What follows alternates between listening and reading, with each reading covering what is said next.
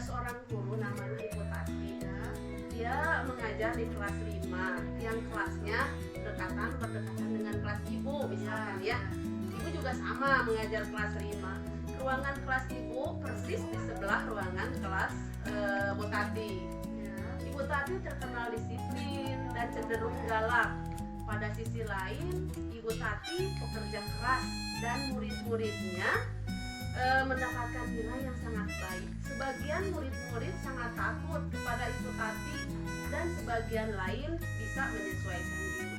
Kepala sekolah dan Anda dan orang tua juga sangat menghargai Ibu Tati. Suatu hari Anda mendengar tangisan di luar kelas, kemudian Anda pergi keluar untuk melihat asal muasal tangisan tersebut. Anda melihat seorang murid perempuan kelas 5 ya, sedang berlutut di atas bebatuan sekolah yang sangat panas hari itu, menghadap ke depan pintu kelas Ibu Tati. Anda melihat Ibu Tati tampak tidak menghiraukan suara tangisan muridnya dan tetap mengajar seperti biasa. Namun Anda bisa melihat bahwa beberapa murid di kelas Bu Tati mencoba untuk mencuri pandangan keluar kelas melihat temannya yang sedang menangis dan berlutut di terik matahari. Apa yang harus Ibu Tari lakukan? Apakah guru lain dapat menginterupsi di mana saat itu ada guru lain yang memiliki wewenang atas kelas yang dipimpinnya? Dalam kondisi ini, apa yang Anda lakukan? Dapatkah Anda menginterupsi? Mengapa dan bagaimana? Kira-kira dari kasus Ibu Tati ini, menurut pendapat Ibu Tari apa ya? Gimana? Begini Bu, Ya.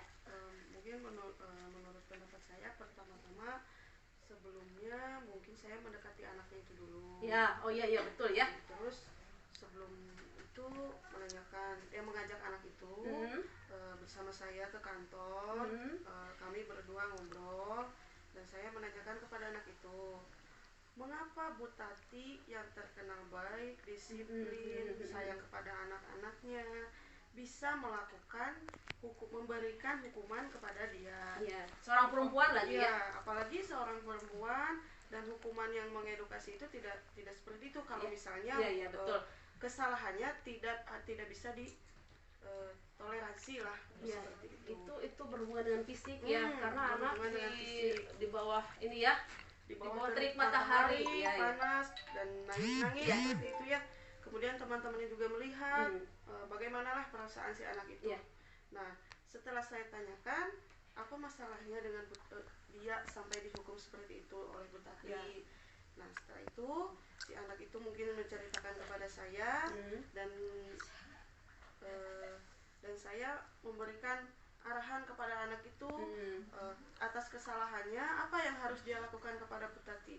Sementara Bu Tati sudah sangat baik kepada mereka, dan ada kesalahan seperti itu berarti kesalahannya sangat fatal ya. Kesalahan anak itu sangat fatal. Nah, saya akan mengkomunikasikannya dengan anak itu. Masalah kamu apa dengan Bu Tati? Apakah betul ya.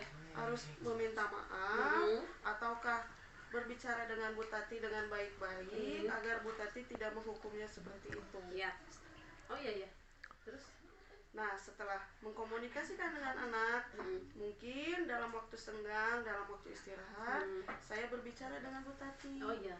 Apakah kesalahan yang dilakukan anak itu sampai-sampai Bu Tati menghukumnya berlutut di tengah panas matahari? Bertanya dulu ya kepada Bu Tati, apa betul, masalahnya?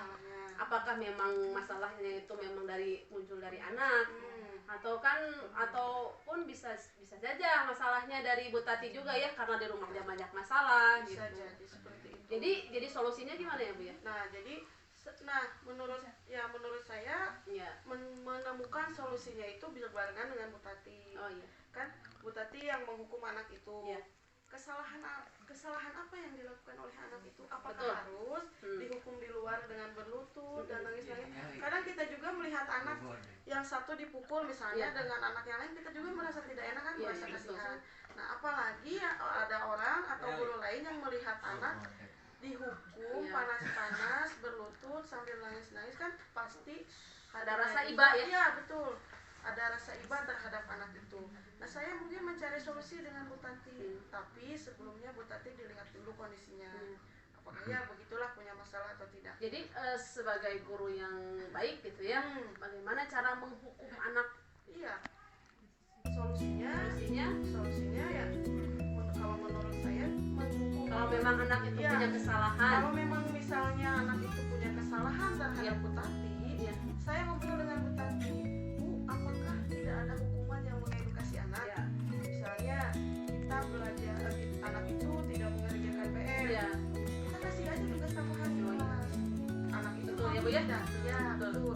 Anak itu nurut tidak sama kita. Kalau misalnya anak itu masih tetap saja tidak menurut sama kita kasih lagi hukuman lain. Misalnya menghafal perkalian, atau misalnya ada lagi yang tidak menuruti kita, misalnya tugas-tugas yang sudah dikasih hukuman itu sebagai hukuman bagi anak yang punya kesalahan, kita yang kasih yang lebih berat, misalnya membereskan bangkunya sendiri dia di kelas. Asal jangan fisik. Ya betul. Nanti kan kalau sakit nanti guru juga yang berapa ya? Yang betul Bu. Sebagai guru kan harus memilah dan memilih hukuman yang benar untuk anak. Betul sekali Ibu Tari. Terima kasih Ibu Tari. Pendapatnya sangat ini sekali ya, dalam mengambil keputusan. Jadi tidak memberatkan anak jika kita